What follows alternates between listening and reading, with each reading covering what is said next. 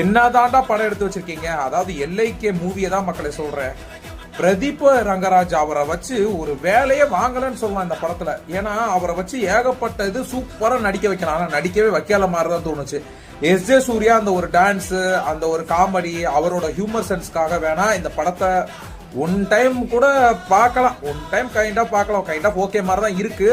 அதுக்கப்புறம் பாத்தீங்கன்னா வேற யாரெல்லாம் அந்த படத்தை போய் பார்க்கலாம்னு பாத்தீங்கன்னா, உங்க ஃப்ரெண்ட்ஸ் எல்லாம் இருக்காங்க அப்படின்னா அவங்களெல்லாம் கூட்டிட்டு போயிட்டு அவங்க கூட நடுவில் பேசிக்கிட்டே இந்த படத்தை பார்த்தீங்கன்னா உங்களுக்கு போர் அடிக்காத மாதிரி இது போகும்.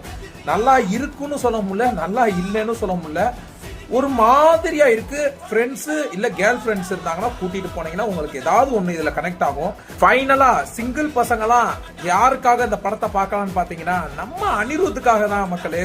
சரியா மியூசிக்க பிரிச்சு எடுத்துட்டா சொன்னேன். அவரையும் அந்த எஸ்.ஜே. சூர்யாவை எடுத்துட்டா இந்த படத்துல ஒண்ணுமே இல்ல. பிரதீப் நல்லா தான் நடிப்பாரு, ஆனா அவர் இந்த படத்துல நடிக்க வைக்கிறதுக்கான வாய்ப்பு பெருசா கொடுக்கல.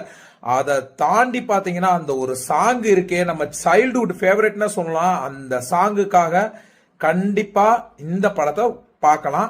நான் அதுக்காக தான் போனேன், அதை நான் பார்த்துட்டு வந்துட்டேன். நீங்களும் உங்களுக்காக அது போகணும்னு ஆசைப்பட்டீங்கன்னா கண்டிப்பா போய் பாருங்க. அது உங்களை டிசப்பாயின்மெண்ட் பண்ணாது.